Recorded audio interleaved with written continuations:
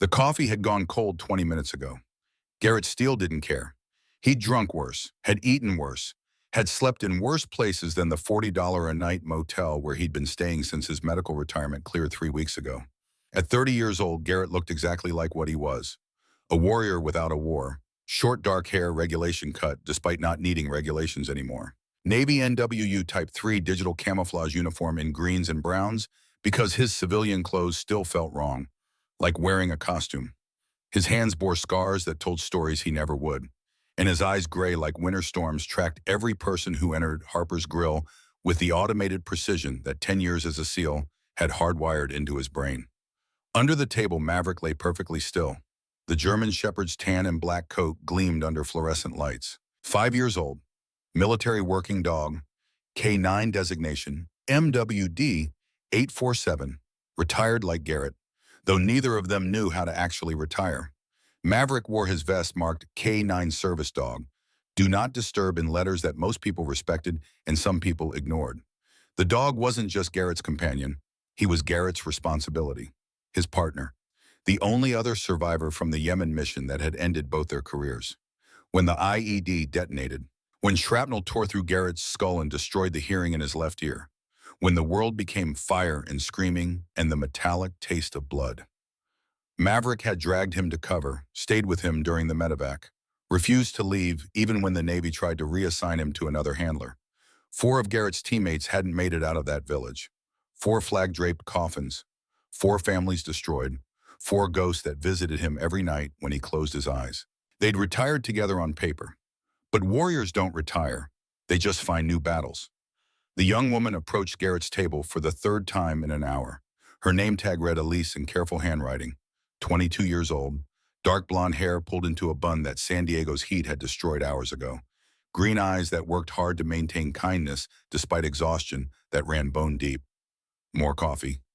Her voice was soft, almost apologetic. Garrett nodded. Please. Elise refilled his cup with steady hands that told Garrett she'd been doing this work for years. The kind of steadiness that came from necessity, not choice. Anything to eat. My father's menudo is the best in Little Italy. I'm biased, but it's true. What's the cheapest thing on the menu? Elise's expression shifted. Not pity exactly, but understanding. The kind of understanding that came from knowing what struggling looked like because you'd lived it yourself. The menudo is $6.99, but between you and me, my father always makes extra. I could bring you a large bowl, same price. You don't have to do that. You're military. She gestured at his uniform. We don't charge military full price. It's the least we can do. Garrett felt something tighten in his chest. Gratitude mixed with shame. He'd spent 10 years protecting his country. Fought in Afghanistan, Iraq, Yemen. Places most Americans couldn't find on a map. And now he couldn't afford a decent meal in the country he'd bled for. Thank you, Elise glanced down at Maverick. Most people ignored service dogs, trained not to engage. But Elise knelt slowly, respectfully, making eye contact with Garrett first. May I? He's friendly. Off-duty. Elise extended her hand. Maverick sniffed once, then his tail wagged. Rare approval. She scratched behind his ears with practiced ease. The kind of touch that said she'd grown up with dogs. Beautiful boy. What's his name? Maverick. K9 military working dog. Retired like me. Thank you for your service, both of you. Elise stood smoothing her apron. I'll get your menudo and some water for Maverick. He looks thirsty. She disappeared into the kitchen. Garrett heard rapid conversation. Elise talking to someone, probably her father. The tone was affectionate, warm, family business. The kind that survived on hope and prayer, and people willing to work 18-hour days for dreams that might never materialize. Garrett liked this restaurant. It reminded him of the diner near the base in Virginia Beach, where he'd eaten breakfast every morning for 6 years. Where being a SEAL didn't matter as much as being a decent customer. Where the waitress knew your order before you sat down and called you honey, even when you looked like death. The door opened. The air pressure changed. 3 men entered. The first was massive. 6'4", built like violence was his full-time occupation. Expensive suit that couldn't hide the predator underneath. Blonde hair slicked back. Cold blue eyes that assessed the room like a wolf counting sheep. 2 more men followed, smaller but equally dangerous. Hands in jacket pockets, bulging with concealed weapons. Garrett's training activated automatically. Threat assessment complete in under 3 seconds. 3 hostile actors, 2 visibly armed. Tactical positioning suggests organized crime. 14 civilians present, including 2 children. Exits front door kitchen to rear alley bathroom window, potentially viable but restricted. Under the table, Maverick sensed it too. His body tightened, muscles coiling, a low growl built in his chest that only Garrett could hear. The big man didn't wait to be seated. He chose the center table, the one with sightlines to every entrance. Territorial alpha behavior. Control freak. Someone used to people moving when he told them to move. An older man emerged from the kitchen. Late 50s, gray hair, kind face lined with years of hard work and worry. He wore an apron stained with red sauce. When he saw the big man, his face collapsed into fear, the kind of fear that came from experience, from knowing exactly what this man was capable of. Mr. Draven, the older man's voice shook, every syllable trembling. I wasn't expecting you today. Clearly, the big man Draven spoke with an accent that made every word sound like a threat. Russian or Ukrainian, the kind of accent that carried weight in certain circles. The kind that said this man had seen things, done things, things that would make ordinary people lose sleep. Otherwise, you would have my money ready. Yes, I have most of it. Just need one more week. I swear, one more week. Draven's laugh was ugly, sharp. The sound of a man who'd heard promises before and watched them break. Owen, you said that last month. And the month before that. My patience has limits, and those limits have been reached. Owen, the older man, Elise's father based on resemblance. He twisted the towel in his hands like it might save him, like cloth could stop what was coming. Business has been slow. The summer tourists haven't. I don't care about your excuses. I care about my money. Draven leaned forward, elbows on the table, the posture of a man settling in for a conversation he'd had 1,000 times, a script he knew by heart. $20,000. That was the original loan. 6 months ago. Yes. Owen nodded, barely, like even acknowledging it might make things worse. With interest accumulated over 6 months at our agreed rate, you now owe me $42,000. I want it today. I don't have $42,000. Owen's voice was barely a whisper. The sound of a man drowning, and knowing no one was coming to save him. Then we have a problem. The original terms were very clear. You signed the contract, you understood the interest rate, and now you pay, or we discuss alternative arrangements. Owen's face went pale, paper white, the color of a man who knew exactly what alternative arrangements meant. Please, just give me 2 more weeks. I can get you $15,000 by then. I swear on my daughter's life. $15,000 is not $42,000. Mathematics, Owen. Simple mathematics. Elise appeared from the kitchen carrying Garrett's bowl of menudo. She froze when she saw Draven. The bowl trembled in her hands, soup sloshing against porcelain. Draven's eyes locked onto her. His expression shifted from anger to something else. Something predatory. Something that made Garrett's hands curl into fists under the table. Owen, Draven's voice went soft, which somehow made it more dangerous. The quietness before violence, the calm before the storm. You never mentioned you had such a beautiful daughter. Owen moved between Draven and Elise, a father's instinct, putting himself between the monster and his child. Leave her out of this. This is business between us. Is it? Draven stood, slowly, taking his time, making Owen wait, making everyone in the restaurant feel the weight of what was about to happen, because I'm looking at an asset you failed to declare. Your daughter. How old? She's not part of this deal. 22. Draven answered his own question, eyes still on Elise, cataloging her, appraising her like livestock. College student working to help daddy's failing restaurant. Very noble. Elise found her voice. It shook but held. I'm pre-med at UC San Diego. This restaurant is my father's life work. We're going to pay you back. Just give us time. Time is money, little bird, and your father has wasted too much of both. Draven moved toward her, each step deliberate, calculated. The walk of a man who knew people would get out of his way because they always did. Owen grabbed his arm, desperate, the kind of desperation that came from knowing you were about to lose everything and having nothing left to bargain with except your body between the monster and your child. Don't you touch her. Draven's backhand was casual, almost lazy. It caught Owen across the face hard enough to spin him. The older man crashed into a table. Plates shattered. Glass exploded across tile. The sound echoed in the suddenly silent restaurant. 14 people watching. Nobody moving. Everybody too terrified to breathe. Elise screamed. Papa. She tried to reach her father. Draven caught her arm, yanked her back with brutal strength. the kind of strength that came from years of hurting people and enjoying it. Then his hand was on her throat, lifting her. Her feet kicked uselessly, 6 inches off the floor, toes scraping tile. Hands clawing at his wrist, face turning red, then purple. You want to know what happens when people don't pay me? Draven's voice was conversational, like he was discussing the weather, like he wasn't strangling a young woman in front of her father, in front of 14 witnesses who would remember this moment for the rest of their lives. He squeezed harder. Elise's eyes started rolling back, the whites showing. The terrible moment when a human body realizes it's about to die and there's nothing it can do to stop it. Garrett's hand froze halfway to his coffee cup. 10 years of training collided with 3 weeks of trying to be civilian, trying to be normal, trying to convince himself that his war was over and other people's problems weren't his responsibility anymore. But some things you can't unlearn. Some instincts run too deep. 14 people in the restaurant. Nobody moved. Nobody spoke. Fear had paralyzed them all. Draven squeezed harder. Elise's face was purple, her struggles weakening, the terrible limpness that came right before unconsciousness, right before brain damage, right before death. Garrett stood up, let her go. The words cut through the restaurant's terrified silence. Clear, cold, the voice of a man who'd given orders in worse situations and expected them to be followed. Every head turned toward Garrett, including Draven's. Who the hell are you? Draven didn't release Elise. If anything, he squeezed harder, making a point, establishing dominance, showing everyone in the room that he was the one in control here. Not some random customer who thought he was a hero. Someone giving you one chance to walk out of here alive. Let her go. Draven laughed, actually laughed. The sound was genuinely amused, like Garrett had told the funniest joke he'd heard all week. You think you frightened me, soldier boy? I've killed men twice your size. Made them beg before I'm not asking again. Something in Garrett's voice made Draven pause. Not fear. Recognition.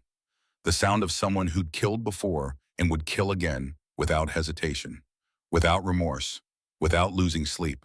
But Draven's ego won. It always did with men like him. Men who'd spent years being the biggest predator in the room. Men who couldn't imagine someone more dangerous walking through the door. You want the girl, come take her. Garrett gave Maverick a single command, not in English, in the tactical language they'd used in Yemen. The language that meant violence was authorized. The language that meant do what you were trained to do and don't stop until the threat is neutralized. Maverick Alpha 7, non-lethal. The K9 exploded from under the table. 85 pounds of trained military working dog hit Draven at knee level. The impact was devastating, surgical, exactly what Maverick had been trained to do for 5 years in the most dangerous places on Earth. Draven dropped Elise and went down hard. His head bounced off the tile floor. The wet crack of skull on stone. The sound that meant concussion at minimum. Traumatic brain injury if he was unlucky. Elise collapsed, gasping, hands clutching her bruised throat. Alive.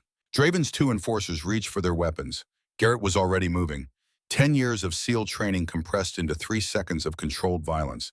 The kind of violence that looked easy because it had been practiced 10,000 times until it became muscle memory. Until thinking wasn't necessary. Until your body knew what to do before your brain finished processing the threat. The first enforcer had his hand on a gun when Garrett's elbow caught him in the throat. Perfect strike. Crushed his larynx, he went down choking, hands clutching his neck, making sounds that didn't belong in a human throat.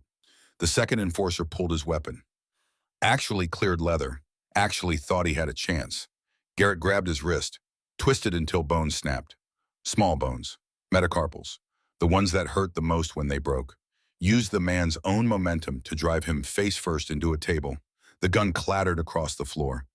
The entire fight lasted 7 seconds. Draven was back on his feet, blood streaming from his nose, pulling a knife from his jacket. 6-inch blade. Fixed. The kind designed for one purpose. Killing people. You made a mistake, SEAL. I'm going to gut you like Maverick hit him again. This time from behind. No warning, no mercy. 85 pounds of German Shepherd trained to neutralize threats hit Draven between the shoulder blades. The big man went down face first, teeth cracking against tile. Garrett was on him in an instant. Knee in his spine, pulling zip ties from his pocket. Old habits from Afghanistan, from Yemen. From places where you didn't have handcuffs, but you needed to secure prisoners and zip ties worked just fine. He secured Draven's wrists with practiced efficiency. The kind of efficiency that said this wasn't his first time restraining a hostile. Don't move. Don't speak. Don't even breathe wrong. Draven struggled, tried to buck Garrett off, tried to use his superior size and strength. Garrett applied pressure to a nerve cluster in his shoulder, the kind of pressure they taught you in advanced close quarters combat, the kind that made grown men scream. Draven gasped in pain, his entire body going rigid. I said, don't move. The restaurant was frozen, 14 people staring at Garrett like he was something alien, something dangerous, something that didn't belong in their safe civilian world. Garrett pulled out his phone, dialed 911, put it on speaker. This is Lieutenant Garrett Steele, retired Navy SEAL. I'm at Harper's Grill, Little Italy. Need police response immediately. 4 suspects in custody. 1 victim with assault injuries. Suspects are armed and dangerous. Send backup. The 911 operator's voice was professional, efficient, the sound of someone who'd taken 1,000 emergency calls and knew how to stay calm. Sir, can you confirm suspects are secured? Affirmative. Zip-tied and under control, but send officers fast. These guys are connected. They'll have friends. Units are en route. ETA 3 minutes. Stay on the line. Garrett kept the phone on speaker, but his attention stayed on Draven. The big man was breathing hard, rage and pain mixing in his eyes. Who are you working for? Draven spat blood. You're dead. You and your da. My uncle finds out about this. You're dead. Your uncle, Konstantin Volkov, head of the Volkov Syndicate. I've heard of him. Draven's eyes widened, surprise cutting through the rage. Then you know what's coming for you. I know what's coming for you. Federal prison, 20 years minimum. More if I testify about what I just witnessed. Assault, attempted murder, extortion, protection racket. The FBI loves cases like this. The FBI can't touch us. We own half the cops in this city. We own judges. You own nothing. You're going to prison. And your uncle's organization is about to learn what happens when you terrorize neighborhoods protected by people like me. Sirens wailed outside. SD, PD units screeched to a halt.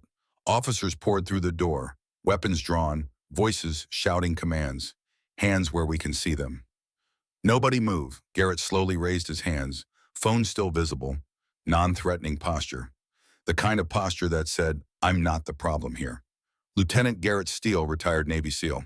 I'm the one who called 911. 4 suspects on the ground, all secured. Main suspect is Victor Draven, Volkov Syndicate. Assault, attempted murder, extortion. The lead officer was a woman, mid-30s, sharp eyes that missed nothing. She holstered her weapon, surveyed the scene with the practiced efficiency of someone who'd worked hundreds of crime scenes. Detective Sloan Briggs, SDPD, organized crime. She looked at Garrett, recognized him. Her expression shifted to something between respect and concern. Steele, what are you doing here, drinking coffee, detective, until this guy decided to strangle a young woman in front of me? Briggs looked at the scene. 3 men on the ground zip-tied. Victor Draven face down with Garrett's knee still on his spine. Elise clutching her throat. Owen trying to comfort his daughter. 14 witnesses staring in shocked silence. You took down 4 Volkov enforcers by yourself. I had help. Garrett gestured to Maverick. The K9 sat calmly beside him, tail wagging slightly, waiting for the next command. Briggs almost smiled. Of course you did. Paramedics. EMTs rushed in. Elise tried to refuse treatment, but Briggs insisted. Ma'am, you were strangled. You need to be checked for tracheal damage. It's not optional. Owen spoke for the first time since Draven hit him. His voice was hoarse, grateful. The sound of a man who just watched his daughter nearly die and couldn't process what had happened. Thank you. Thank you for saving my daughter. I don't know who you are, but just someone who was in the right place at the right time. No, Owen struggled for words. His eyes wet with tears he was trying not to shed. You're more than that. He stopped. Couldn't finish. The emotion too overwhelming. Briggs's officers hauled the 4 gang members to their feet, started walking them toward patrol cars. As they dragged Victor Draven toward the door, he turned his head, made eye contact with Garrett through the window. You're dead, SEAL. You and your dog. You and everyone in this restaurant. My uncle will burn this place to the ground. He'll kill your families, your friends, everyone you've ever cared about. This isn't over. This is just beginning. Briggs slammed the car door, cutting off the threat. She turned to Garrett, her expression grim. He means it. The Volkov Syndicate doesn't make empty threats. Let them come. Ryan, you don't understand. The Volkov aren't just a street gang. They're organized crime. Konstantin Volkov runs a multi-million-dollar operation. Protection rackets, human trafficking, drug distribution. He's been untouchable for 3 years. Every case against him falls apart. Witnesses disappear. Evidence goes missing. Then maybe it's time someone made him touchable. You're one man, one retired SEAL with PTSD and hearing damage. You can't take on an entire criminal organization. Watch me. Briggs grabbed his arm, her grip tight. Urgent. I'm serious. You should leave town. Go somewhere the Volkov can't find you. Let us handle this. Garrett looked at Elise being loaded into the ambulance, looked at Owen standing alone in his destroyed restaurant, tears streaming down his face, looked at the other customers, working families, elderly couples, people who'd watched violence unfold and been powerless to stop it. I'm not leaving. These people need protection. This neighborhood needs protection. If the Volkov are terrorizing families like Owen's, someone has to stop them.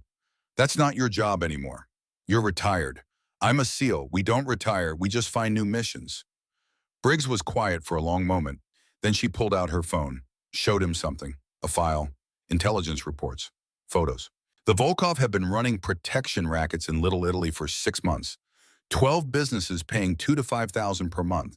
The ones who refuse get vandalized. Their employees get threatened. Their families get targeted. We've tried to build cases, tried to get witnesses to testify, but nobody will talk because the Volkov always follow through on their threats. Then give me the file. Let me consult. Off the books. I know how these organizations work. Infiltration, surveillance, pattern recognition. I can help. You're medically retired. You have hearing damage, PTSD, traumatic brain injury. I have tinnitus and partial hearing loss in one ear, some hypervigilance. But I'm functional. Maverick has trauma responses to loud noises. We're both broken, but we're operational and we're motivated. Briggs studied him, calculating, weighing risks against potential rewards. Why? Why risk your life for people you don't know? Garrett thought about Yemen, about the IED, about the civilians they'd been protecting when the blast hit, about surviving when his team didn't, about spending 3 months in recovery, wondering if his life still had purpose. Because I can. Because nobody else will. Because I didn't survive that IED by accident. I survived for a reason. This might be that reason. That's either the bravest or stupidest thing I've ever heard. Why not both? Briggs made a decision. Okay, I'll bring you in as a civilian consultant, unofficial, unpaid. But you follow my rules. You don't engage without backup. You don't put civilians at risk. And if I say abort, you abort. Understood? Understood. Good. Because Victor wasn't exaggerating. The Volkov are going to retaliate. They'll hit this restaurant. They'll hit Owen's family. They'll hit you if they can find you. We have maybe 24 hours before they move. How do you want to use that time? Garrett looked at Maverick. The K9 was watching him, waiting for orders. Always waiting. Always ready. We watch the restaurant. Round-the-clock surveillance. They come, we're ready. And we start building a case against Konstantin Volkov. Find his operations, his money, his weak points. Then we dismantle him piece by piece. That could take months, years even. Then we start now. Briggs offered her hand. Welcome to the war against the Volkov, Lieutenant Steele. Try not to get killed on your first day. Garrett shook her hand, not planning on it. As Briggs left to coordinate with her officers, Owen approached Garrett. The older man's hands were shaking. His face was bruised where Victor had hit him, but his eyes held something Garrett recognized. Determination mixed with fear. Mr. Steele? Just Garrett. Garrett, what you did, saving Elise, I can never repay that. But I need you to understand something. Victor was right. Konstantin Volkov will come. He'll destroy my restaurant. Maybe kill me. Maybe kill my daughter. These men, they're monsters. Then we stop monsters. That's what I do, but why? Why would you risk your life for us? We're nobody. Just immigrants trying to survive. You're not nobody. You're exactly the people worth fighting for. The ones who work hard, pay their taxes, try to build something honest. The ones who get preyed on by people like the Volkov because you can't fight back. That ends now. Owen's eyes filled with tears. I prayed for help. Prayed that God would send someone. And then you were here, in my restaurant, at exactly the right moment. That's not coincidence. That's providence. Garrett didn't believe in providence. Believed in training and preparation and being in the right place. But looking at Owen's grateful face, at Elise being treated by paramedics, at the neighborhood that had been terrorized for months, Garrett wondered if maybe the old man was right. Maybe his survival in Yemen wasn't random. Maybe it was preparation for this. for protecting people who needed him, for fighting battles that mattered. Go be with your daughter. I'll make sure you're safe. Both of you, that's a promise. How can you promise that you're one man? I'm a Navy SEAL with a K-9 partner and 10 years of combat experience. That's not one man. That's a tactical team. And we don't lose. Maverick pressed against Garrett's leg, a silent reminder that they were in this together. Whatever came next, they'd face it as partners, as warriors, as protectors. Outside his window, the sun was setting over San Diego. A new night beginning, a new mission starting, and Victor Draven's words echoed in Garrett's mind. This isn't over. This is just beginning. The big man was right about one thing. This was just beginning. But he was wrong about who would win.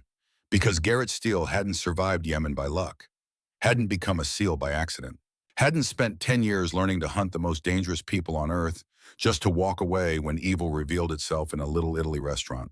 The Volkov Syndicate was about to learn what happened when they terrorized neighborhoods protected by Navy SEALs who'd run out of wars overseas and found new battles at home. Wars against evil that wore expensive suits and spoke with cultured accents. Wars against predators who thought they were untouchable. Wars that mattered more than any mission Garrett had completed in 10 years of service. Because this time he wasn't protecting oil fields or political interests. He was protecting families, children, the innocent who had no way to defend themselves against organized evil. That was worth fighting for. Worth risking everything for. Worth living for. After he thought his warrior days were over, Maverick nudged his hand. Garrett scratched behind the K-9's ears, felt purpose settling into his bones for the first time since Yemen. The war wasn't over. It had just changed locations, changed enemies, changed tactics. But the mission remained the same. Protect those who can't protect themselves. Hunt predators who think they're untouchable. Refuse to look away from suffering. And Garrett Steele, 30 years old, medically retired Navy SEAL, civilian consultant to SDPD, protector of the broken, was ready. Because some men don't retire from service. They just find new ways to serve. Some men don't stop being warriors when the uniform comes off. They carry the warrior spirit into civilian life and use it to protect those who need it most. The evening deepened into night. Garrett sat in his corner booth, Maverick at his feet, coffee cold, mission clear, war declared. And somewhere across the city, in a waterfront mansion overlooking the bay, Konstantin Volkov was receiving a phone call about what had happened at Harper's Grill. About the Navy SEAL who'd interfered. About the message that needed to be sent. The night was just beginning, and blood was about to be spilled. The hospital waiting room smelled like antiseptic and fear. Garrett sat with Maverick at his feet while Owen paced wearing a path in the linoleum. Elise had been in examination for 40 minutes. The bruises on her throat had darkened from red to purple to something uglier. Deep tissue damage, possible tracheal fracture. She could have died. Owen's voice was hollow, empty. The sound of a man processing trauma in real time. If you hadn't been there, if God hadn't put you in that booth at that exact moment, my daughter would be dead. But she's not. Focus on that. How can I focus on anything Victor said they'd come back? That his uncle would burn my restaurant, kill my family. How do I protect her from that? You don't, I do. Owen stopped pacing, turned to face Garrett. His eyes were red from crying, from fear. From the terrible understanding that his world had just changed forever and there was no going back. You don't understand these people. The Volkov. They're everywhere. They own police. They own judges. I know exactly what they are. Predators, terrorists. The same kind of evil I fought in Afghanistan. In Yemen. Different uniforms. Same tactics. And I stopped them. There, I'll stop them here. Detective Briggs appeared from the examination area. Her expression was grim. Professional mask firmly in place, but Garrett could see the cracks underneath. The anger, the frustration of someone who'd been fighting this fight for years and losing. Elise is going to be okay. Bruised trachea, minor soft tissue damage. Could have been much worse. Doctor wants to keep her overnight for observation. Can I see her in a few minutes? But first I need to brief both of you. Briggs pulled out a tablet, started swiping through photos, crime scene images, surveillance footage. Intelligence reports. This is what we're dealing with. Konstantin Volkov, age 60, former Russian mafia enforcer who moved to San Diego 15 years ago, built the Volkov Syndicate from the ground up. They run protection rackets across 3 neighborhoods. Conservative estimate, they're pulling in $500,000 a month. Garrett studied the photos. Konstantin looked distinguished. Gray hair perfectly styled, expensive suits, the kind of man you'd trust to manage your investments. That was the danger. Evil didn't always look like evil. How many businesses are they extorting 43 that we know of? Probably more who haven't reported. The ones who refuse to pay, their stores get vandalized. Their employees get attacked. Their families receive threats. Has anyone died? Briggs's silence was answer enough. Her jaw tightened. Garrett watched her decide how much to share. 3 months ago, Vietnamese restaurant owner named Dylan Fletcher refused to pay. 2 weeks later, his brewery burned down with him inside. Fire department ruled it electrical malfunction, but everyone in the neighborhood knows the truth. Owen's face went pale, paper white, the color draining out like someone had opened a valve. That could be me, that could be Elise. Not if I can help it. Garrett's voice was steel, the kind of certainty that came from 10 years of making promises in war zones and keeping them. Briggs, what's your case against Constantine non-existent? We've been trying for 3 years. Every witness we line up disappears or recants. Every piece of evidence goes missing. Every prosecutor who gets close receives death threats. Constantine has corrupted half the department. We don't even know who we can trust anymore. Then we build a case outside official channels. Surveillance, pattern recognition, document everything, find weak points in his organization. That takes time, resources, legal authority. I have time. Maverick is my resource. And authority can be improvised. Briggs looked at him hard, her detective instincts warring with her desperation for results. You're talking about operating outside the law. I'm talking about doing what's necessary to protect innocent people. There's a difference between protection and vigilantism. Is there? Because from where I'm sitting, the law failed Dylan Fletcher. Failed the 43 businesses paying protection. Failed Elise when Victor put his hands on her throat. If the system worked, Constantine would be in prison. He's not. So maybe the system needs help. Before Briggs could respond, the examination room door opened. A doctor emerged, young, exhausted. The kind of tired that came from too many shifts treating violence victims. Mr. Harper, your daughter's asking for you. Owen rushed inside. Through the door, Garrett saw Elise lying on a hospital bed. Neck wrapped in bandages, she looked small, fragile. Nothing like the confident young woman who'd brought him coffee hours ago. Briggs touched Garrett's arm. Her voice dropped to a whisper. I understand your anger. But we do this by the book. We build a legitimate case. Otherwise, anything we find gets thrown out in court. And while we're building your legitimate case, how many more businesses get burned? How many more families get terrorized? I don't have a good answer for that. Then let me operate in the gray area. I do the surveillance. Gather the intelligence. Build the timeline. You use what I find to build your legal case. We both get what we want. Briggs was quiet, calculating risks, weighing her oath to uphold the law against the reality that the law wasn't working, that people were dying while she followed procedures that protected predators more than victims. If you get caught, if Constantine figures out you're investigating him, he'll kill you, and I won't be able to protect you. I don't need protection. I need authorization to do what I'm trained to do. Unofficial authorization. Off the books. If this goes wrong, it won't. You can't promise that? Watch me. They were interrupted by Owen returning. His face was streaked with tears. The kind of tears that came from relief mixed with residual terror. She wants to talk to you, to thank you. But I'm warning you, she's scared. More scared than I've ever seen her.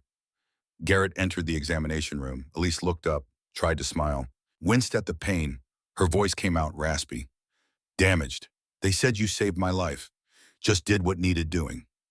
No, Elise's voice was firm despite the damage, despite the fear. You did what nobody else would do. Everyone in that restaurant saw what Victor was doing. Nobody moved. Nobody helped. You did. I'm trained for situations like that. They're not. It's not about training. It's about... Her voice broke. Garrett waited. Let her find the words. It's about caring. About seeing someone suffering and refusing to accept it. That's rare. Garrett pulled a chair close. Sat so they were at eye level. The way you talked to trauma victims. No looming, no power dynamics. Just two people having a conversation. I need you to tell me everything about the Volkov. How long they've been targeting your family. What they've said. What they've threatened. Everything. Why? Because I'm going to stop them. But I need information to do that. Elise looked at her father. Owen nodded. Permission. Encouragement. It started 6 months ago. Victor came into the restaurant, said the neighborhood was dangerous, said businesses needed protection.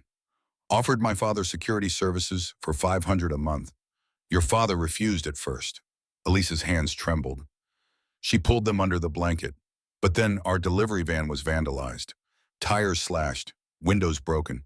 Next day, Victor came back, said it was unfortunate about the van, said protection would prevent future incidents. My father paid. What choice did he have? The payment escalated. Every month, 500 became 1,000, then 2,000. Last month, Victor said it was 5,000. My father couldn't pay. We're barely making enough to cover rent and supplies. 5,000 would bankrupt us. What did Victor say when your father couldn't pay? Elise's hands moved to her throat, touching the bandages. The physical reminder of how close she'd come to dying. He said there were other ways to settle debts. Said I was pretty. Said I could work for them. When my father refused Victor, her voice cracked. Broke. The dam holding back the tears finally giving way. He said I'd work for them whether we agreed or not. That girls like me always ended up working for the Volkov one way or another. Garrett felt rage building, the kind he'd learned to control in Yemen but never fully suppress. The kind that made him dangerous when it finally broke free. Did he specify what kind of work he didn't have to? Everyone knows the Volkov run girls. Trafficking, escort services, forced prostitution. 3 women in this neighborhood have disappeared in the last year. Everyone knows where they went. Nobody can prove it. Do you know their names? The women who disappeared, Rachel Winters, Brooke Sullivan, Lily Brennan, all young, all from families that couldn't pay protection. The Volkov took them as payment. Garrett pulled out his phone, started taking notes. Names, dates, details. Building the case brick by brick. Ages, Rachel was 19. Brooke was 22. Lily was 20. When did they disappear? Rachel 6 months ago. Brooke 4 months ago. Lily 2 months ago. Their families reported them missing. Police investigated. Found nothing. Cases went cold. Briggs had entered the room, was listening from the doorway. Her expression was stone, but Garrett could see the anger underneath. The professional fury of a cop who'd failed to protect people she'd sworn to serve. I didn't know about this. Missing persons reports should have been flagged. Should have been connected to the Volkov investigation. Unless someone made sure they weren't connected. Someone inside the department. Someone on Constantine's payroll. Briggs pulled out her phone, started making calls. Her voice clipped. Urgent. The sound of someone realizing the corruption ran deeper than she thought. Garrett continued questioning Elise. What happened today? Why did Victor attack you specifically? My father told him we couldn't pay. Victor said our property was worth money, said we should sell the restaurant to his uncle's development company. My father refused. The restaurant, it's his life's work, his dream. He immigrated here 30 years ago with nothing. Built this business from nothing. It's all he has. How much was the offer? $150,000. But the property is worth at least $800,000. The location. Little Italy is gentrifying. Property values are skyrocketing. My father refuses to sell for less than fair market value. Something clicked in Garrett's mind. Pattern recognition. The way disparate pieces of intelligence suddenly formed a picture. This wasn't just about protection, money. This was about real estate. About forcing business owners to sell property at below market prices so Constantine could flip them for massive profit. Has Constantine's company approached other business owners? At least 10 that I know of, same pattern. Start with protection payments. Escalate until the owner can't pay. Then offer to buy the property at a fraction of its value. The ones who refuse a lease didn't finish the sentence. Didn't need to. End up like Dylan Fletcher. Garrett finished for her. Elise nodded. Tears streaming down her face. I'm scared. Not for me, for my father. This restaurant is his entire life. If the Volkov burn it down, it kills him. Not physically, but... She struggled for words. Garrett understood. Some things were worse than death. Some losses destroyed people from the inside. His spirit, his reason for living. I can't watch that happen. You won't have to. I'm going to stop them. How you're one man. They're an entire organization. They have guns, money, corrupt cops. What do you have? Garrett looked at Maverick. The K9 was sitting quietly beside the bed. Alert, ready, waiting for orders. I have training, experience. A partner who saved my life more times than I can count. And I have something the Volkov don't have. What's that? Nothing left to lose. I'm medically retired. My SEAL career is over. My body is broken. I live in a $40 motel and can barely afford food. The Volkov can't threaten me with losing things I don't have. That makes me dangerous because I can focus everything on destroying them without worrying about collateral damage to my own life. That's not true. Elise's voice was soft but firm. You have something to lose. Your life. And despite what you think that life has value, you saved me today. You'll save others tomorrow. That matters. Before Garrett could respond, Briggs burst back into the room. Her face was white, the color of someone who just received terrible news and was still processing it. We have a problem. Big problem. What I just got off the phone with the precinct. Victor Volkov posted bail an hour ago. That's impossible. He assaulted Elise. Attempted murder. Judge Morrison set bail at $50,000. Constantine paid it immediately. Victor's already out, and he's already made threats. What kind of threats? He told the booking officer, and this is direct quote. Tell that SEAL and the restaurant owner they have 24 hours to leave San Diego. After that, everyone they love dies. Garrett felt adrenaline spike, the familiar rush of combat coming, of violence on the horizon, of having to make decisions that would determine who lived and who died. Where's Victor now? Unknown. He left the station 90 minutes ago. Could be anywhere. Then we move Elise and Owen right now. Protective custody until we neutralize the threat. I don't have budget for protective custody, and even if I did, I don't know who I can trust. If there's a dirty cop in protective detail, then I protect them myself off the books. Unofficial safe house. You don't have a safe house. I'll improvise. Briggs looked at Owen and Elise, her professional mask slipping, showing the human underneath. The cop who cared too much and had been losing this fight for too long. Would you trust him? Trust a man you met 3 hours ago to hide you from a criminal organization. Owen didn't hesitate. His voice was firm, certain. Yes, God sent him to save Elise. I trust that God will continue to protect us through him. Elise Briggs turned to the young woman, giving her agency, letting her make the choice.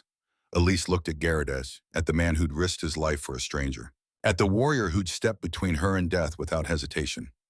I trust him. Then it's settled. I'll move them tonight. Somewhere the Volkov can't find them. While I'm doing that, you build your case. Connect the missing women to the Volkov. Connect the real estate purchases to Constantine. Find me something actionable. That could take weeks. Then work fast. Because I'm not letting another family get terrorized while we build perfect legal cases. A nurse entered, interrupting. Her voice apologetic but firm. I'm sorry, but visiting hours are over.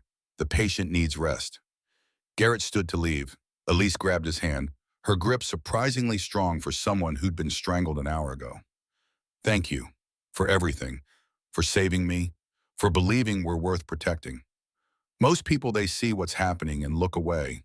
You didn't. I couldn't. Looking away isn't something I know how to do. Briggs walked Garrett to the parking lot. Maverick trotted beside them. Alert despite the late hour. The K9 knew something was happening, could sense the tension. The coming storm. You're making a mistake. Taking on Konstantin Volkov without backup, without official support. It's suicide. Then I'll die knowing I did something that mattered. That's more than most people can say. That's not heroism. That's martyrdom. There's a difference. What's the difference? Heroes live to fight another day. Martyrs become cautionary tales. I'll take my chances. Briggs grabbed his arm, forced him to stop. Her eyes were intense, desperate. Garrett, listen to me. I've been investigating the Volkov for 3 years. I've seen what they do to people who cross them. Dylan Fletcher burned alive in his brewery. A business owner named Marcus Webb beaten so badly his own wife didn't recognize him. This isn't a game. This isn't like Yemen where you had a team and resources and military backing. You're alone. I'm not alone. I have Maverick. A K9 isn't backup. He's more reliable than most humans I've known. Briggs's phone rang. She answered, listened, her expression darkening with each word. When she hung up, she looked physically ill. That was arson investigation. Harper's grill just went up in flames. Accelerant used. Multiple ignition points. Professional job. The building's a total loss. Garrett felt his stomach drop. The familiar sensation of losing ground, of the enemy moving faster than expected. Casualties none. Restaurant was empty. But the message is clear. The Volkov are retaliating, and this is just the beginning.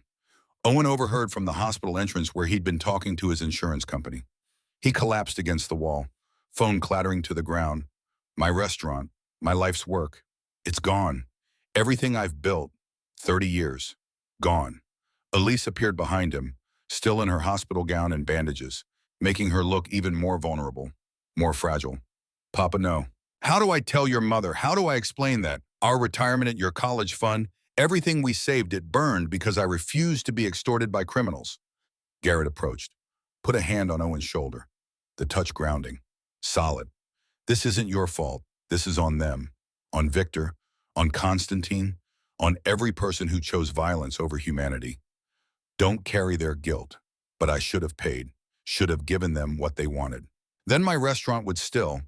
Then you'd have paid this month, and next month they'd demand more, and the month after that, until you had nothing left and they took it anyway. Predators don't stop, they escalate. You refusing to be a victim doesn't make you responsible for their violence. Briggs's phone rang again. She listened. This time her expression went from grim to horrified. There's been another fire. Thorne's Bistro, 2 blocks from Harper's Grill. Owner is Cassidy Thorne. She gave a statement about the Volkov last year. Case fell apart, but she stayed in the neighborhood. Her restaurant just burned, same accelerant, same pattern, casualties unknown.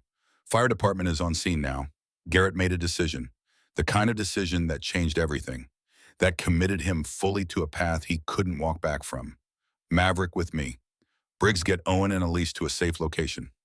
Somewhere off the grid, I'm going to the Thorne fire. If there are casualties, someone needs to be there. Someone who can witness, document, testify. You can't just show up at an active arson scene. Watch me. Garrett and Maverick ran for his truck. Behind them, Briggs was shouting something about jurisdiction and protocol. Garrett ignored her. Protocol was why Dylan Fletcher burned alive, why the missing women were never found, why the Volkov had terrorized the neighborhood for months without consequences. He was done with protocol. Thorne's Bistro was fully engulfed when Garrett arrived. Fire trucks surrounded it, firefighters battling flames that turned the night orange. The heat was overwhelming even from 50 yards away. Garrett approached the fire chief, a grizzled man in his 50s with soot on his face and exhaustion in his eyes. I'm Lieutenant Garrett Steele, civilian consultant to SDPD. Is the owner accounted for working on it? We've got 2 people trapped on the 2nd floor. Family apartment above the restaurant. Mother and daughter. Can't reach them through conventional access. Building's about to collapse. Garrett didn't think. Didn't hesitate. 10 years of training overriding every survival instinct, screaming at him to stay safe. I'm going in. The hell you are. You're not certified. I'm a Navy SEAL with combat rescue training. Point me at the entry point. The fire chief started to argue, saw something in Garrett's eyes, made a split-second decision. Back entrance, less fire damage. But you've got maybe 3 minutes before the roof collapses. After that, Garrett was already moving. He grabbed a firefighter's jacket, wrapped it around his torso, covered his mouth with his shirt, entered the burning building. The heat was overwhelming. Smoke choked the air. Garrett moved by memory and training, staying low where air was clearer. Behind him, Maverick followed. The K-9 had been trained for combat rescue in Yemen. Smoke and fire didn't scare him. Garrett heard screaming above. 2nd floor. He found the stairs, tested them, stable but barely, climbed fast. The 2nd floor was an inferno, flames eating through walls, ceiling sagging. Garrett saw 2 figures huddled in a corner, woman and teenage girl, unconscious from smoke inhalation. Garrett grabbed the woman, threw her over his shoulder. Maverick grabbed the girl's shirt in his teeth, started dragging. Together they moved toward the stairs. The roof groaned, beams giving way. They had seconds. Garrett descended 3 steps at a time. The woman on his shoulder was dead weight. Maverick struggled with the girl but didn't let go. They reached the ground floor. The front entrance was blocked by flames. Back entrance was their only option. Garrett kicked through the door. Fresh air hit his lungs like a gift. Firefighters rushed forward. Took the woman. Paramedics grabbed the girl. Garrett collapsed to his knees, coughing, lungs burning. Maverick sat beside him, panting, fur singed, but alive. The fire chief approached, his expression cycling between anger and respect. You're either the bravest or stupidest man I've ever met. 2nd person to say that today. Both mother and daughter are alive. Thanks to you, they wouldn't have made it another minute. Garrett watched paramedics work on the 2 victims. The woman Cassidy Thorne, based on witness descriptions, was coughing, conscious, alive. Her daughter was younger, maybe 12, struggling to breathe but responsive. Briggs arrived, saw Garrett covered in soot and ash. Her expression cycled through anger, relief, and resignation. You're insane.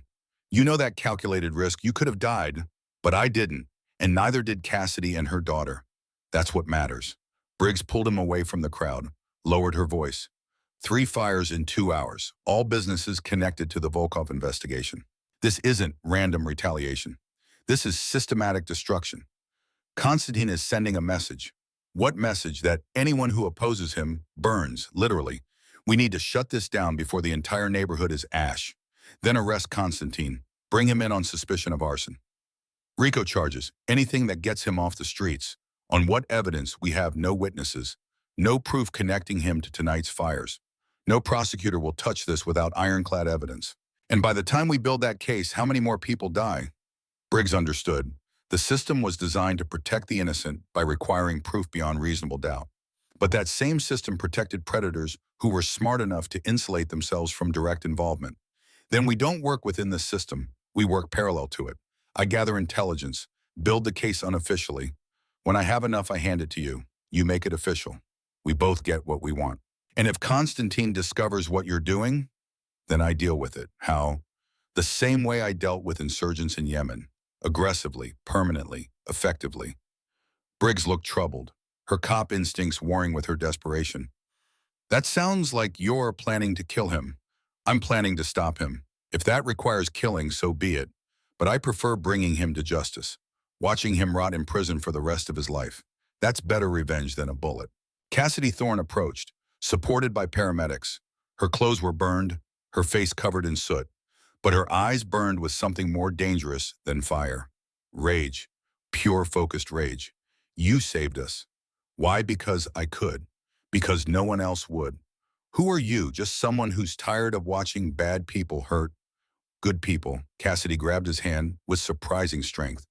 The Volkov did this. Konstantin Volkov. He promised to destroy me if I testified against his organization. I testified anyway. Now he's kept his promise. Did you see who set the fire? No. But I know.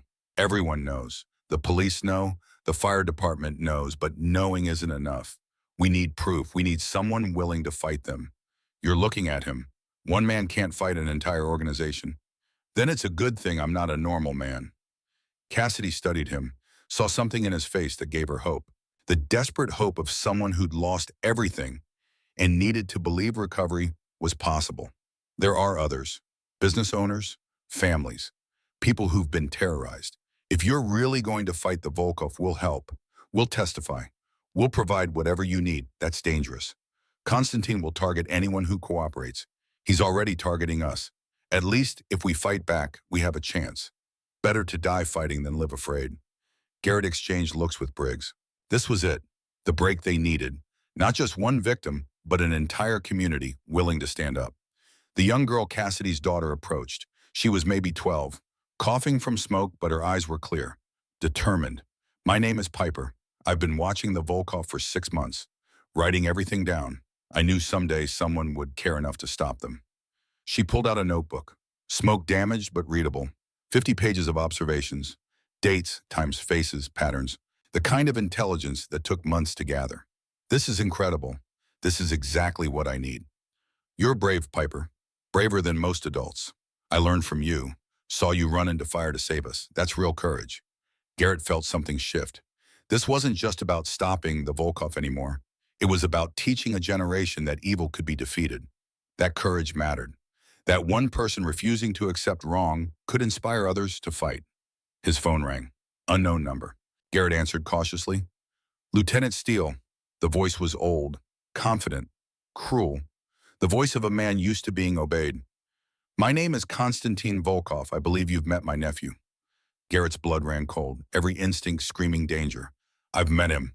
He's lucky I didn't kill him. Strong words from a man who's alone in a city I control. I'm calling to offer you a deal. Leave San Diego tonight. Take your dog and disappear. Do this, and I'll forget you interfered with my business. And if I refuse, then everyone you try to protect dies. Owen Harper, his daughter Elise, Cassidy Thorne and her family, every person in that neighborhood who's cooperating with you. I'll burn them all, and I'll make sure you watch. You're making a mistake, Constantine. Am I? You're one man. I have 50 soldiers. You're a retired SEAL with no resources. I have millions of dollars and half the police department. You can't win this fight. Watch me. I've killed better men than you. Men with armies, men with power. What do you have? Constantine's voice was genuinely curious now, intrigued, nothing left to lose. That makes me the most dangerous person you'll ever face. Constantine laughed. We'll see. 24 hours, Lieutenant. Then the bodies start piling up, starting with the girl you saved. Elise has such a pretty neck. Would be a shame if it got cut. The line went dead. Garrett's hands tightened on the phone. Maverick sensed the tension, pressed against his leg. He just made a fatal mistake. He threatened Elise. That means he dies. Not maybe, not probably, definitely. Konstantin Volkov just signed his own death warrant. Briggs touched his arm. What did he say? 24 hours to leave town. Or everyone dies. Then we move fast. Get every potential victim into protective custody. Build the case. Arrest him before Number Garrett's voice was steel. We end this now, tonight. I'm done playing defense. Time to attack. What are you planning to give Konstantin exactly what he wants? Me. Alone, walking into his trap. Briggs stared at him. Are you insane? Probably, but I'm also right. He wants me. I'll give him me. But on my terms, not his. Maverick's ears perked up. The K-9 knew, could sense it. The mission was about to begin. And somewhere across the city in a waterfront mansion overlooking the bay, Konstantin Volkov was smiling, thinking he'd won, thinking the Navy SEAL would run or die. He had no idea what was coming for him. No idea that Garrett Steele had spent 10 years hunting men more dangerous than him in places more hostile than San Diego. No idea that declaring war on a SEAL was the last mistake he'd ever make. The night deepened, the hunt began, and blood was about to be spilled. 2 weeks had passed since the shootout at Pier 47. 2 weeks since Garrett had walked into Konstantin Volkov's trap with nothing but Maverick and a borrowed Glock. 2 weeks since 7 mercenaries died and Evil was dragged into federal custody in handcuffs. The federal courthouse was packed. National media, victims, families, activists. The trial of Konstantin Volkov had become more than a criminal proceeding. It had become a referendum on whether the system could actually deliver justice when Evil wore expensive suits and owned half the people sworn to stop it. Garrett sat in the back row, Maverick at his feet. The K-9's shoulder was bandaged where the bullet had grazed him during the warehouse fight. But he was healing, they both were. Cracked ribs, bruised bodies, but operational, ready to testify. Elise sat in the front row with Owen. Her neck had healed. The bruises from Victor's hands had faded, but the memory remained sharp. The feeling of being strangled, of being kidnapped, of Garrett walking into certain death to save her. That memory would never fade. Konstantin entered in orange jumpsuit and chains. No more $10,000 suits. No more distinguished appearance. 2 weeks in federal lockup had stripped away the veneer, revealed the monster underneath. Just an old man facing the rest of his life in a cage. The prosecution's opening statement was surgical, methodical, building the case brick by brick with the precision of someone who knew perfection was the only option. Konstantin Volkov orchestrated a criminal enterprise that terrorized an entire neighborhood, extorted 43 businesses, trafficked 3 women, murdered Dylan Fletcher by burning him alive, kidnapped Elise Harper. And when Lieutenant Garrett Steele stood up to stop him, Konstantin ordered his execution. This trial is about justice, about accountability, about proving that in America no one is above the law, not even men who own judges and corrupt police officers. The defense's opening was predictable. The playbook every white-collar criminal used when the evidence was overwhelming. Konstantin Volkov is a businessman who trusted the wrong people. His nephew Victor made unauthorized decisions. Konstantin never ordered violence, never trafficked women, never burned buildings. He's a victim of overzealous prosecution, of police misconduct, of a vigilante Navy SEAL who took the law into his own hands. Then came testimony. Business owner after business owner, each describing the extortion, the threats, the escalating payments, the fear that poisoned every day. Owen Harper took the stand first, his voice steady despite the emotion underneath. Victor Draven came to my restaurant, said I needed protection. When I couldn't pay, he increased the amount every month. 500 became 1,000. 1,000 became 5. When I said I couldn't pay 5,000, Victor said my daughter could work off the debt. When I refused, he strangled her in front of 14 people. Would have killed her if Lieutenant Steele hadn't intervened. The defense objected. Hearsay, speculation. But Owen had receipts, bank statements showing the payments, text messages from Victor with threats, security footage of the assault, Evidence the defense couldn't dismiss. Cassidy Thorne testified next, her voice stronger now than the night Garrett had pulled her from the fire. I paid the Volkov $2,000 a month for 6 months. When I couldn't pay anymore, Victor said my restaurant would have an accident. 3 days later, my building burned, with me and my 12-year-old daughter inside. We would have died if Lieutenant Steele hadn't run into that fire to save us. Then Piper Thorne took the stand, 13 years old, head high, no fear. The courtroom went silent, watching a child face down a monster who had tried to burn her alive. I tracked the Volkov soldiers for 6 months, wrote down everything they did, license plates, faces, collection schedules, meeting locations, because I knew the police couldn't stop them. So I documented everything myself, because somebody had to. She opened her smoke-damaged notebook, 50 pages of meticulous observations, every detail corroborated by other witnesses, every pattern proving systematic oppression rather than random crime. The defense attorney tried to dismiss it. A child's observations. Unreliable. But the jury was crying, looking at this brave girl who'd done the work trained detectives wouldn't or couldn't do. Then the trafficking victims testified. Rachel Winters went first. 19 years old. 6 months of hell had aged her a decade. But her voice was steel. Victor told me I could work off my father's debt. When I refused, 3 men grabbed me, threw me in a van, took me to a shipping container at Pier 47. For 6 months, they sold me every night. Told me if I tried to escape, they'd kill my family. I believed them. Until Lieutenant Steele found us. Until he kicked down that container door and gave us our lives back. The defense stood, ready to object, to claim no proof Constantine knew about the trafficking. Rachel pulled out her phone, played audio, her hands shaking but her resolve absolute. Constantine's voice filled the courtroom. Clear, unmistakable, damning. How's our inventory performing? These girls earning their value if ROI drops below 60%. We liquidate assets. Clear.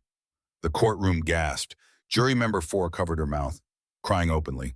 The defense crumbled. No response. No objection. Just silence.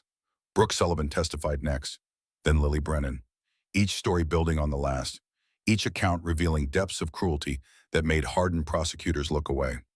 By the time they finished, the jury wasn't just convinced. They were furious. Then it was Garrett's turn. He walked to the stand, Maverick at his side. The judge had allowed it, understood that separating them would be cruel and counterproductive. Garrett placed his hand on the Bible, swore to tell the truth, sat down. Maverick settled beside him.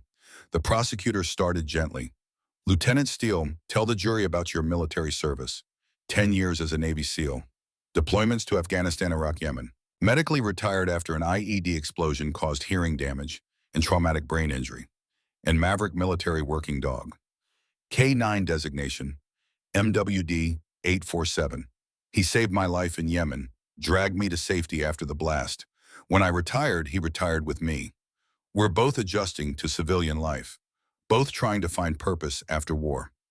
Tell us about the day you met Elise Harper. Garrett recounted it all. The cold coffee, the restaurant, Victor's arrival, the strangling. His decision to intervene.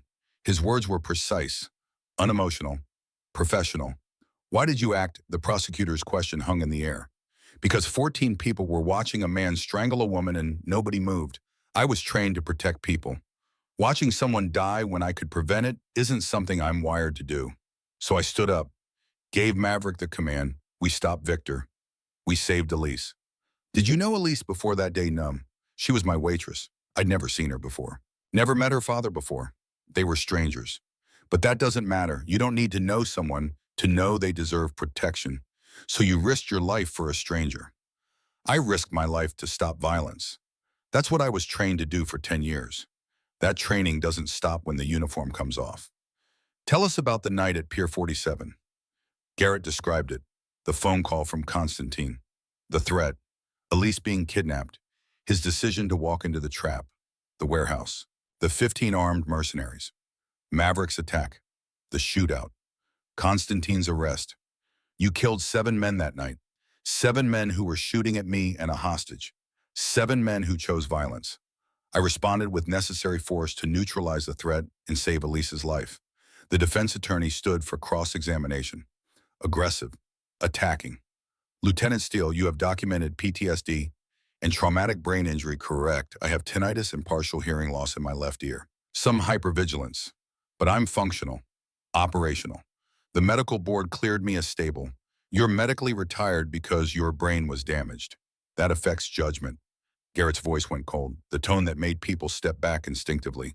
My judgment was sound enough to save Elise's life. Twice. Sound enough to rescue 3 trafficking victims. Sound enough to dismantle a criminal organization that operated with impunity for 3 years, while people like you made excuses. You committed assault when you choked Victor Draven in that nightclub. I delivered a message. Victor had strangled Elise, threatened to kill her. I made sure he understood there would be consequences for hurting her. I'd make the same choice today. 7 people died because of your actions. 7 people died because they chose to kidnap an innocent woman and shoot at anyone who tried to save her. They made their choice. I made mine. The difference is I'm here testifying, and they're not, because I was better trained and more committed to protecting innocent life. The defense attorney realized he was losing ground, that attacking a decorated SEAL who'd saved multiple lives wasn't playing well. No further questions. The prosecutor had one final question. Lieutenant Steele, knowing everything you know now, the danger, the legal complications, the trauma, would you still intervene that day at Harper's Grill? Garrett looked at Elise. She was crying silently. Owen's arm around her, both of them alive because Garrett had chosen to act. Every single time, without hesitation. Because that's what we do. We protect people who can't protect themselves. That's the job. That's the calling. And I'll never walk away from it. The rest of the trial was procedural but devastating. Forensic accountants tracing $47 million through shell companies. Arson investigators proving military-grade accelerant in all 5 fires. FBI agents testifying about Lieutenant Graham Locke and 3 other dirty cops on Volkov payroll. On day 7, the defense rested without calling Constantine to testify.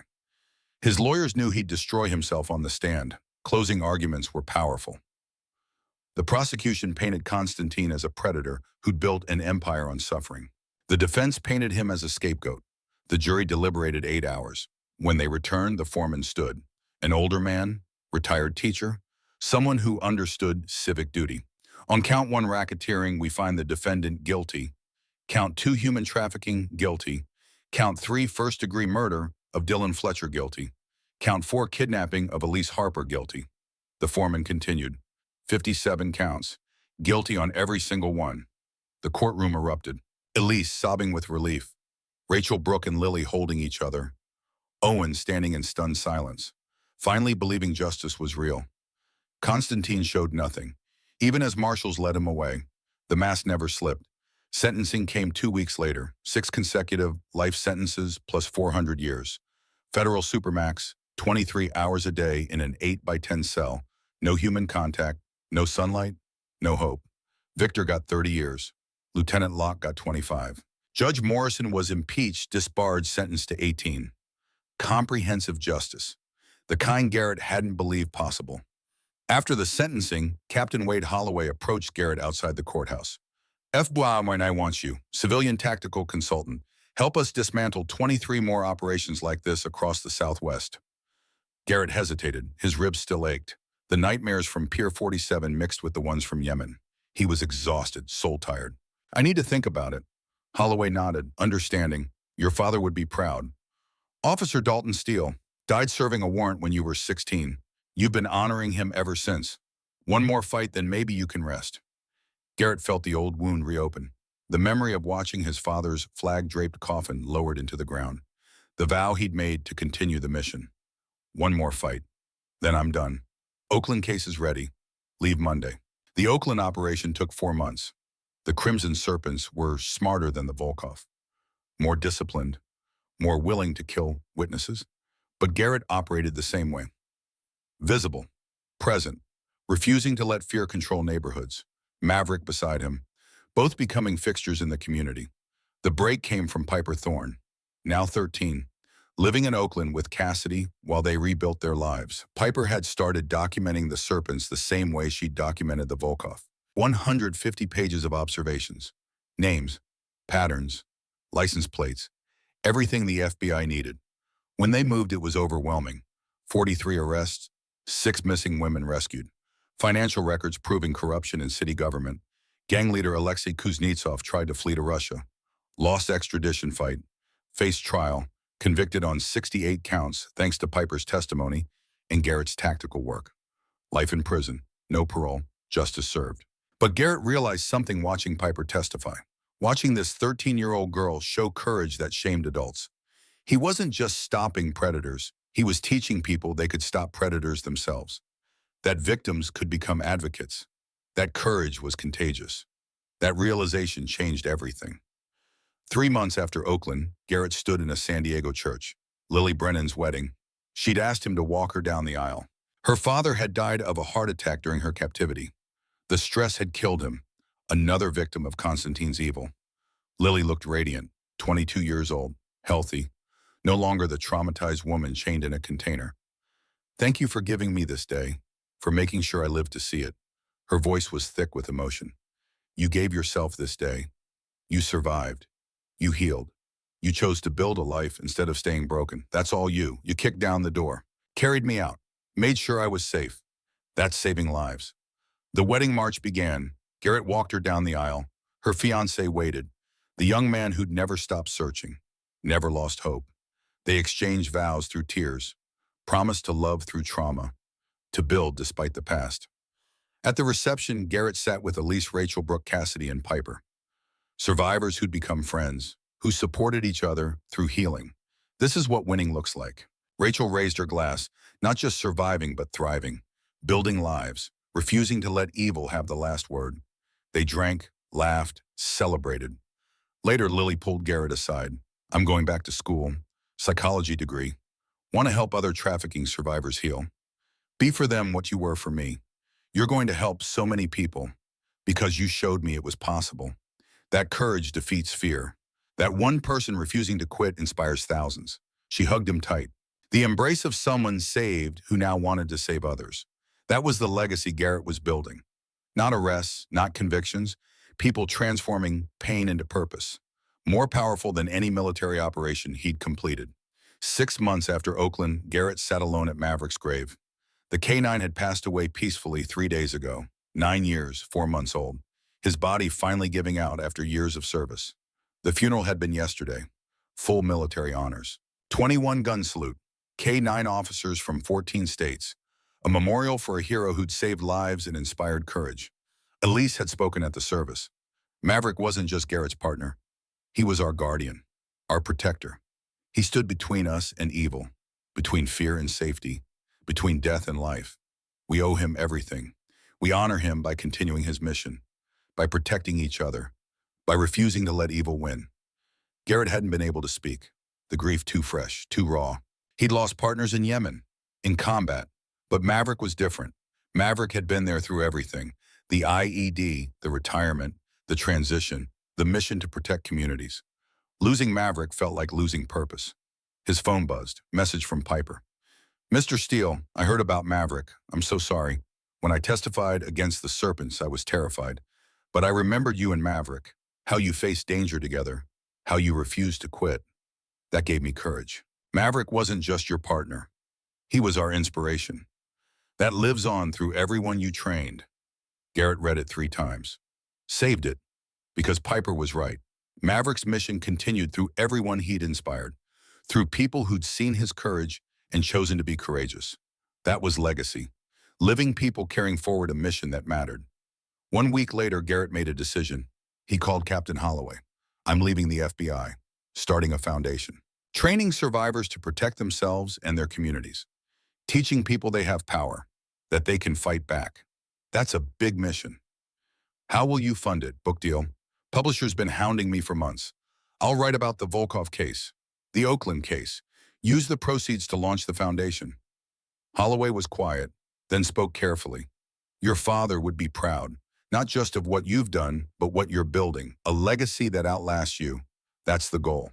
Not stopping every predator, but teaching people to stop predators themselves."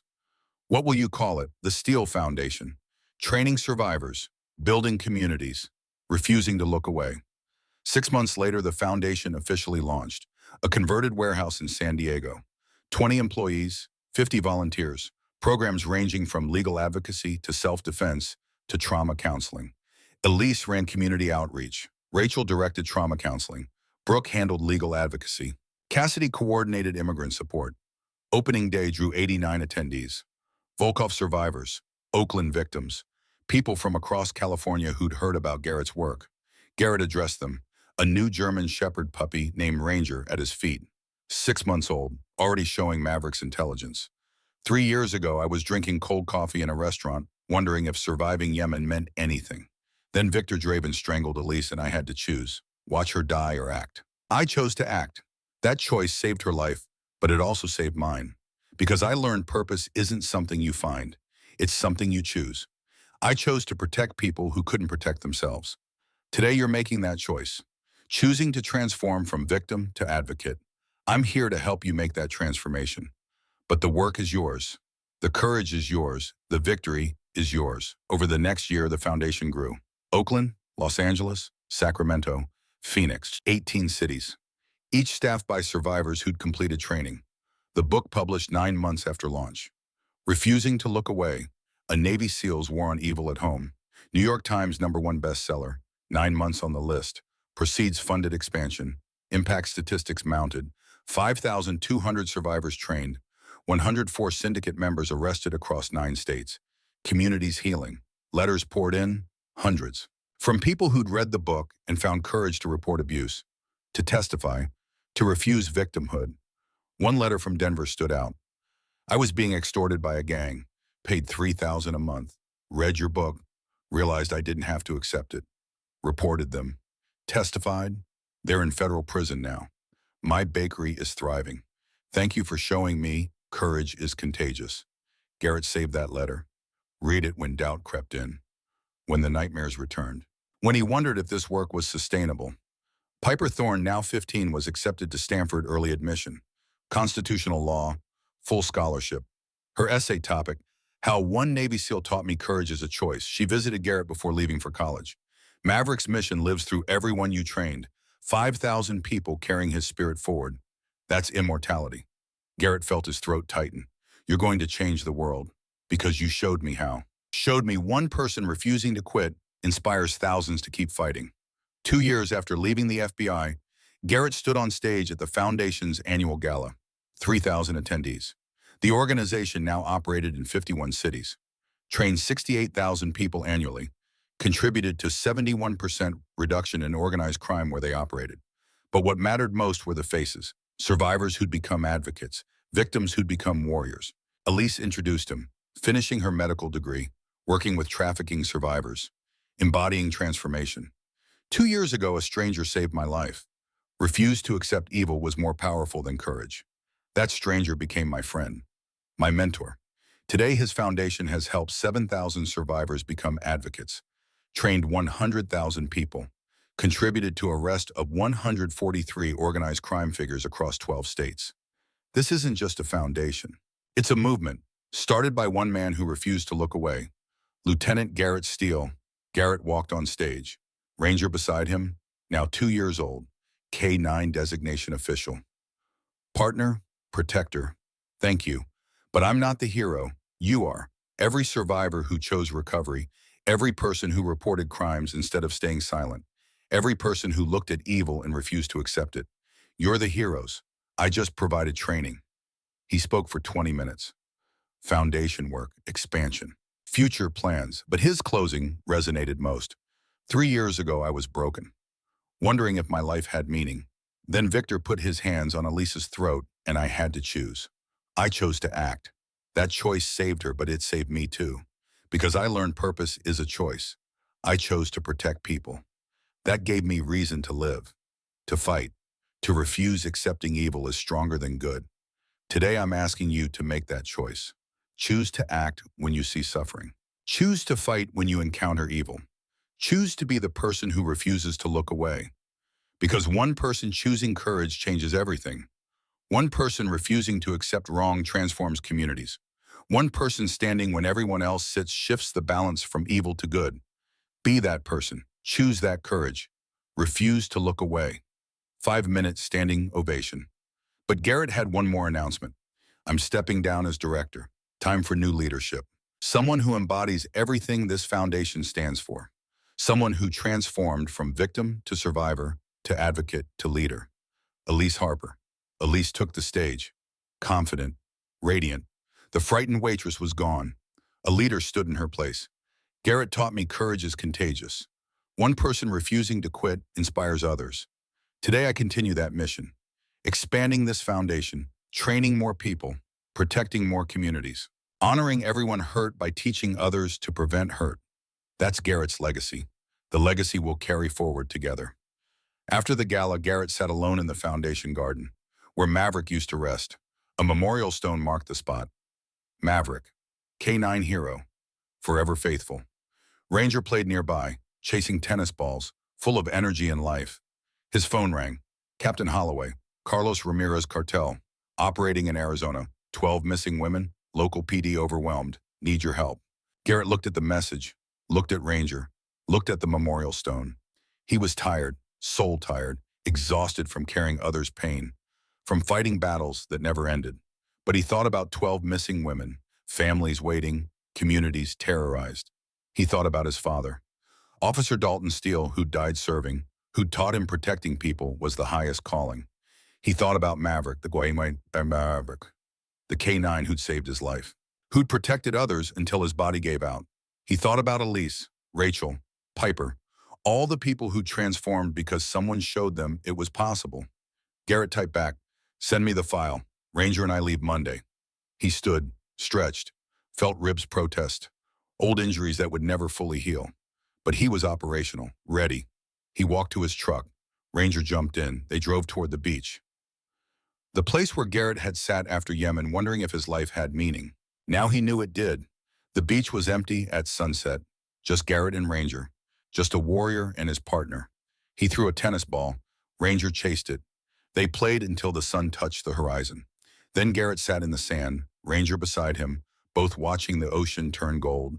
His phone buzzed. Elise. Foundation crossed 100,000 trained. We did it. Thank you. Garrett smiled. Typed back, "You did it. I just planted the seed. You grew the forest. Proud of you." Another message. Piper. Accepted to Stanford Constitutional Law. Full scholarship. Going to fight for people like us. Thank you for teaching me courage is a choice. Garrett felt fullness in his chest. His legacy wasn't what he'd done. It was what others would do because he'd shown them it was possible.